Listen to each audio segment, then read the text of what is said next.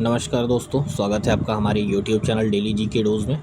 आज है 11 जुलाई और 11 जुलाई से करंट अफेयर्स के इतने भी इम्पोर्टेंट क्वेश्चंस हैं हम लोग अपने इस सेशन में डिस्कस किया जाएगा। ध्यान रखिएगा, सारे ही क्वेश्चंस इंपॉर्टेंट मिलेंगे आपको, फर्जी नहीं रहेगा, टाइम पास नहीं करना है। जितने भी बच्चे चैनल पे नए आ रहे हैं, रिक्वेस्ट है उनसे कि कृपया करके सब्सक्राइब ज़रूर करें चैनल को और साथ जुड़ें हमारे, ताकि एक बेहतर फ्यूचर का निर्माण हो सके, मैं कर सकूं आप लोगों के लिए। करंट अफेयर का कोई भी टॉपिक एग्ज़ाम से बाहर नहीं जाएगा, इसकी गारंटी हमारी है। तो शुरू करते हैं, ज़्यादा ज्ञान बांट दिया आज। पहले क्वेश्चन से चलते हैं, क्योंकि कल का क्वेश्चन ऑफ द डे मैं नहीं दे पाया था, उसके लिए माफ़ी चाहता हूँ।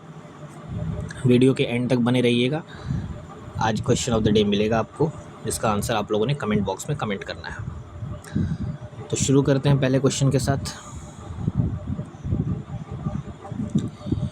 जुलाई 2025 में जापान के राजदूत ने भारत के किस विशेष निवेश क्षेत्र यानी कि स्पेशल इन्वेस्टमेंट रीजन SIR में जापानी प्रतिनिधिमंडल का नेतृत्व किया? In July 25, Japan's ambassador led a delegation to which special investment region in India? Option हैं आपके Manesar SIR sir, Auric sir, Dholera sir या विक्रम उद्योगपुरी।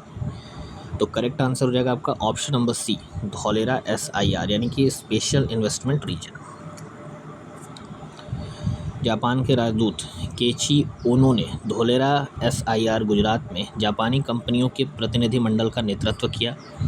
यह दौरा सेमीकंडक्टर निर्माण और स्मार्ट सिटी निवेश को बढ़ावा देने के लिए हुआ, जो भारत जापान सहयोग का हिस्सा है। और धौलेरा स्पेशल इन्वेस्टमेंट रीजन अब उन्नत विनिर्माण और स्मार्ट इंफ्रास्ट्रक्चर का वैश्विक केंद्र बनता जा रहा है। अगला सवाल है कि जुलाई 2025 में भारत 6G गठबंधन की प्रगति की समीक्षा किस केंद्रीय मंत्री ने की है? विच union minister reviewed the progress of Bharat 6G alliance in July 25?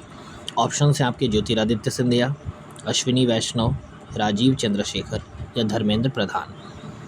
तो जुलाई 2025 में भारत 6G गठबंधन की प्रगति की समीक्षा ज्योतिरादित्य सिंधिया जी ने की है। तो ऑप्शन नंबर ए करेक्ट है इस क्वेश्चन का। 10 जुलाई 2025 को केंद्रीय संचार मंत्री ज्योतिरादित्य सिंधिया ने भारत 6G गठबंधन की प्रगति की समीक्षा की। उन्होंने भारत को 2030 तक 6G में अग्रणी बनने और वैश्विक IPR में 10% हिस्सेदारी हासिल करने का लक्ष्य दोहराया है। गठबंधन में अब 80 से अधिक संगठन और 30 से अधिक स्टार्टअप जुड़े हैं, जो स्वदेशी 6G तकनीक की ओर बड़ा कदम है। अगला सवाल है, विश्व जनसंख्या दिवस 2025 की थीम क्या है? What is the theme of the world population day 2025? ध्यान रखना है, आज 11 जुलाई है और आज ही वर्ल्ड पॉपुलेशन डे मनाया जाता है, ठीक है। तो आज की थीम क्या है, इस वर्ष पॉपुलेशन डे की थीम क्या है? ऑप्शन हैं आपके population and environment a global concern, empowering women empowering nation, empowering youth for a hopeful future या राइट्स चॉइसेस एंड रिस्पॉन्सिबिलिटीज़। तो विश्व जनसंख्या दिवस 2025 की थीम है empowering youth for a hopeful future. Option number C correct है इस question का। 11 जुलाई 2025 को मनाया गया विश्व जनसंख्या दिवस, जिसकी थीम रही empowering youth for a hopeful future. इस वर्ष का फोकस युवाओं के अधिकारों, जनसंख्या संतुलन और टिकाऊ जीवन शैली को लेकर जागरूकता बढ़ाना है। यह दिवस पहली बार 1989 में UNDP यानी कि यूनाइटेड नेशंस डेवलपमेंट प्रोग्राम द्वारा घोषित किया गया था, जो 5 बिलियन डे 1987 से प्रेरित था। नेक्स्ट क्वेश्चन है, डॉक्टर श्यामा प्रसाद मुखर्जी की 125वीं जयंती के द्विवार्षिक स्मरणोत्सव का आयोजन किस मंत्रालय द्वारा किया गया? Which ministry launch the biennial commemoration of doctor Shyama Prasad Mukherjee's 125th birthday anniversary? Option हैं आपके सूचना और प्रसारण मंत्रालय द्वारा हुआ है इसका आयोजन, या संस्कृति मंत्रालय द्वारा, या गृह मंत्रालय द्वारा, या शिक्षा मंत्रालय द्वारा। तो श्यामा प्रसाद मुखर्जी जी की 125वीं जयंती के द्विवार्षिक स्मरणोत्सव का आयोजन संस्कृति मंत्रालय द्वारा किया गया है। तो ऑप्शन नंबर बी करेक्ट है इस क्वेश्चन का। अब इस क्वेश्चन में इम्पॉर्टेंट ये है कि इस दिन यानी कि 125वीं जयंती पर इनके नाम से एक डाक टिकट बनाया गया है। संस्कृति मंत्रालय ने श्यामा मुखर्जी के 125वीं जयंती का द्विवार्षिक स्मरणोत्सव शुरू किया इस अवसर पर स्मारक डाक टिकट और सिक्का जारी किया गया है जो उनकी विरासत को सम्मानित करते हैं। वे एक निर्भीक और वैचारिक नेता थे जिन्होंने देश की राजनीति और सांस्कृतिक दिशा को आकार दिया है। अगला सवाल, जुलाई 2025 में इंडिया एनर्जी स्टोरेज वीक 2025 इसका उद्घाटन किस मंत्री ने किया है? Who inaugurated the India energy storage week 2025? Option है आपके हर्ष मल्होत्रा, पीयूष गोयल, आर.के. सिंह या अश्विनी वैष्णव। तो इंडिया एनर्जी स्टोरेज वीक 2025 का उद्घाटन हर्ष मल्होत्रा जी ने किया है। तो ऑप्शन नंबर ए करेक्ट है इस क्वेश्चन का। 10 जुलाई को 2025 को दिल्ली के यशोभूमि में शुरू हुआ है इंडिया एनर्जी स्टोरेज वीक 2025। उद्घाटन किया गया है केंद्रीय मंत्री हर्ष मल्होत्रा द्वारा, जिन्होंने ईवीज़ यानी कि इलेक्ट्रिक व्हीकल्स और ग्रीन ट्रांसपोर्ट को लेकर सरकार की प्रतिबद्धता दोहराई है। यह आयोजन भारत की स्वच्छ ऊर्जा नीति और स्टोरेज टेक्नोलॉजी को बढ़ावा देने की दिशा में एक बड़ा कदम है। ध्यान रखिएगा, इंडिया एनर्जी स्टोरेज वीक 2025 10 जुलाई से शुरू हुआ और दिल्ली के यशोभूमि में हुआ है। ठीक है, अगला सवाल है हमारा, इम्पॉर्टेंट क्वेश्चन है ये। अब इसका मतलब ये नहीं कि आगे के सारे फर्जी थे, ये भी ध्यान रखिएगा। 9वां ओपेक अंतर्राष्ट्रीय सेमिनार जुलाई 2025 में किस शहर में आयोजित किया गया है? In which city was the 9th OPEC international seminar held in July 25? Geneva, Vienna, Riyadh या अबू धाबी? तो करेक्ट आंसर हो जाएगा आपका वियना। वियना जो है वो आपके ऑस्ट्रिया की राजधानी है। ऑस्ट्रेलिया नहीं है, ये ऑस्ट्रिया है। ठीक है, और यहीं पे 9वां ओपेक इंटरनेशनल सेमिनार हुआ है। अब ओपेक है तो ओपेक का फुल फॉर्म होता है organisation of the petroleum exporting countries. इसकी स्थापना 1960 में हुई थी और इसका हेडक्वार्टर 1965 में ऑस्ट्रिया में ही बनाया गया था। तो इतना चीज़ आपको ध्यान रखना है। पहला चीज़ हमने पढ़ लिया, भारत की ओर से पेट्रोलियम मंत्री हरदीप सिंह पुरी ने हिस्सा लिया और कई ऊर्जा साझेदार देशों से मुलाकात की। सेमिनार में भारत ने ऊर्जा सुरक्षा, कच्चे तेल की आपूर्ति और एलपीजी व्यापार सहयोग जैसे मुद्दों पर चर्चा की है। अगला सवाल देखते हैं, जुलाई 2025 में जनजातीय छात्रों के कौशल विकास हेतु राष्ट्रीय जनजातीय विद्यार्थी शिक्षा समिति यानी कि नेस्ट्स, इसका फुल फॉर्म होगा national education society for tribal students, इसने किस कंपनी के साथ समझौता किया है? मतलब जो भी जनजातीय विद्यार्थी हैं उनकी शिक्षा के लिए राष्ट्रीय जनजातीय विद्यार्थी शिक्षा समिति ने किस कंपनी के साथ समझौता किया? ऑप्शन हैं आपके Maruti Suzuki, Infosys foundation, Tata Motors या महिंद्रा एंड महिंद्रा। तो करेक्ट आंसर है आपका option number C, Tata Motors. ठीक है, 9 जुलाई 2025 को नेस्ट्स और टाटा मोटर्स के बीच एक समझौता हुआ जिसका उद्देश्य जनजातीय छात्रों की कौशल और रोजगार के अवसर देना है। इससे ईएमआरएस स्कूलों में 12वीं पास 50,000 से अधिक छात्रों को टाटा मोटर्स कौशल प्रोग्राम का लाभ मिलेगा।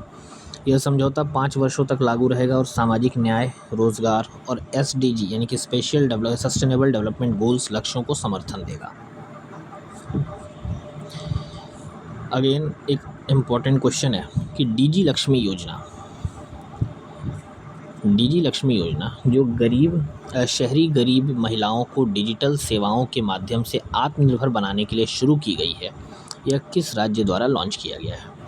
पहली बात कि डीजी लक्ष्मी योजना क्या है, तो ये एक योजना है जिसमें शहरी गरीब महिलाएं जो हैं उनको डिजिटल सेवाओं के माध्यम से आत्मनिर्भर बनाने के लिए शुरू किया गया है। अब ये किस राज्य ने स्टार्ट किया है? तो ऑप्शन हैं आपके तेलंगाना, आंध्र प्रदेश, कर्नाटका या तमिलनाडु।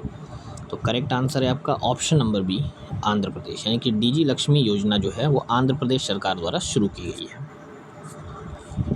आंध्र प्रदेश सरकार ने डीजी लक्ष्मी योजना लॉन्च की जिससे शहरी गरीब महिलाओं डिजिटल सेवा केंद्रों को मालिक बनेंगी और राज्य में 9,034 डिजिटल ATOM कियोस्क शुरू होंगे जिन्हें सेल्फ हेल्प ग्रुप्स की महिलाएं चलाएंगी और ये कियोस्क 250 से अधिक सरकारी सेवाएं देगा जैसे बिल भुगतान, सर्टिफिकेट, सरकारी योजनाओं के आवेदन आदि।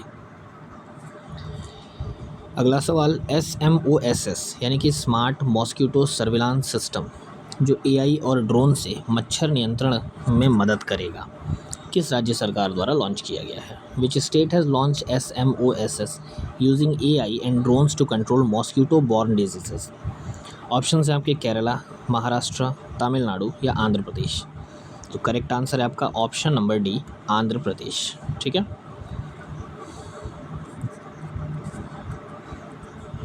Option number D. अब ये जो सिस्टम है ये आंध्र प्रदेश सरकार ने लॉन्च किया, जो डेंगू और मलेरिया जैसी बीमारियों की रोकथाम के लिए बनाया गया है। इसमें एआई, ड्रोन और IoT डिवाइस की मदद से मच्छरों की संख्या, स्थान और पर्यावरण डाटा को ट्रैक किया जाएगा। इससे टारगेटेड फॉगिंग होगी, जिससे दवाएं सिर्फ ज़रूरत वाली जगहों पर ही इस्तेमाल होंगी, बचत भी और असर भी। लास्ट क्वेश्चन है हमारा, जुलाई 2025 में ICC का नया CEO किसे नियुक्त किया गया है? Who has been appointed as the new CEO of ICC in July 25? Option हैं आपके संजोग गुप्ता, जय शाह, जॉफ अलारडाइस और इमरान ख्वाजा।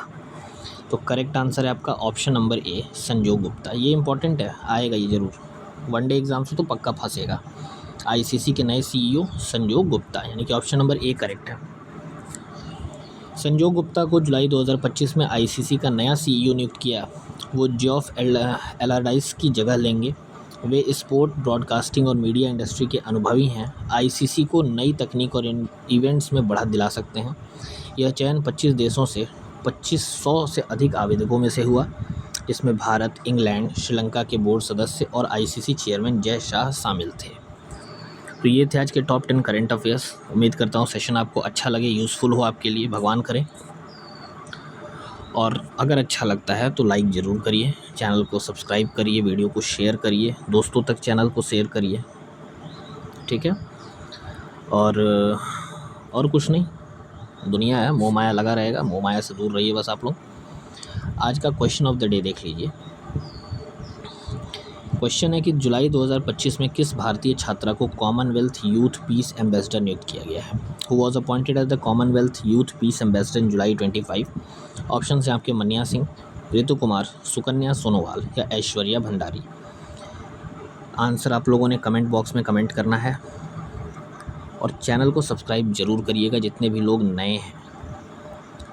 हमारा साथ रहेगा, एक दूसरे का हेल्प होता रहेगा और प्रयास यही करूँगा कि जितने भी कैंडिडेट्स हैं उनके लिए बेस्ट करंट अफेयर्स में ला कर दूँ, वैसे क्वेश्चंस ला कर दूँ जो एग्ज़ाम में आएंगे। देखिए क्वेश्चन हर कोई देता है, मैं ये नहीं कह रहा हूँ कि बाकी चैनल्स टाइम पास कर रहा ना, सभी अपने हिसाब से बेस्ट देते हैं। मैं भी अपना बेस्ट ही प्रयास करता हूँ कि 50 क्वेश्चन ना करके 10 ही रखूँ, लेकिन 10 फोड़ने वाली चीज़ रखूँ। तो प्लीज़ रिक्वेस्ट है कि चैनल को आप लोग सब्सक्राइब ज़रूर करें, नए कैंडिडेट्स भी करें, पुराने कैंडिडेट्स जो हैं वो शेयर करें। ठीक है, धन्यवाद।